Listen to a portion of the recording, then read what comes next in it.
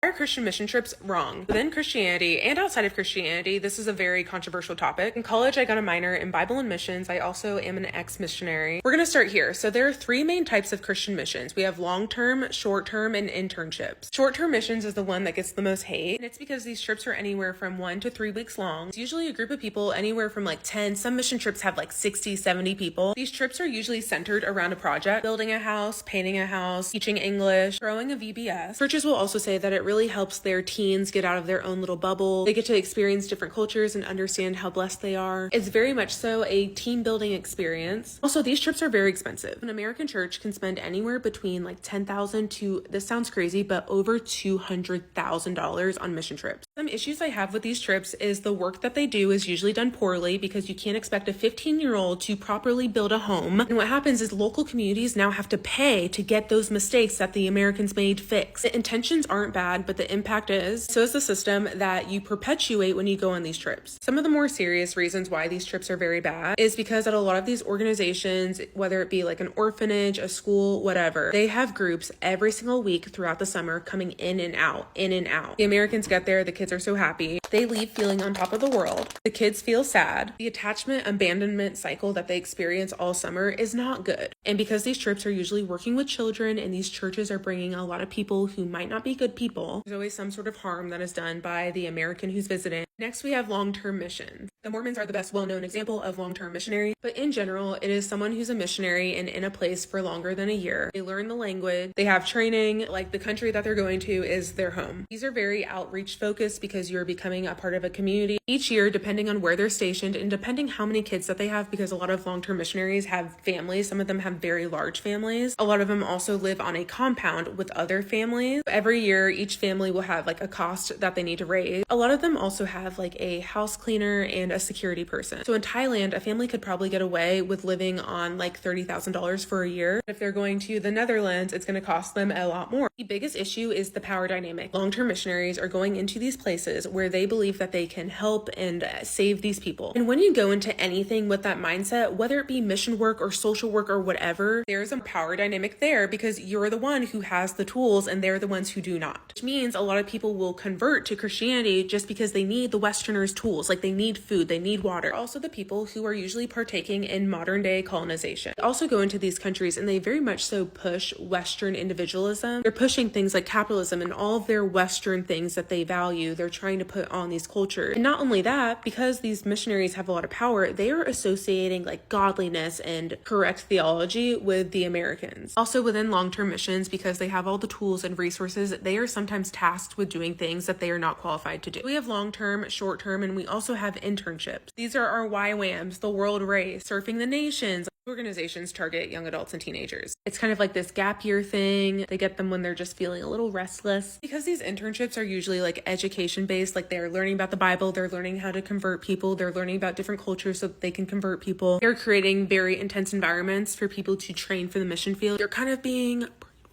so because these programs are longer, they usually cost a lot of money. So like some people might pay $5,000, but like the World Race for the year, they raise like $20,000. I think it's even more than that. There also is an entire industry, like economy behind missions. Some of these places are profiting, and even if they're not directly profiting, they might be profiting off of like the real estate that they were able to buy with donations. So if fulfilling the Great Commission means going on mission trips, why are all the Christians who are not from the West not going on mission trips all over the world? Mission trips are a Western thing.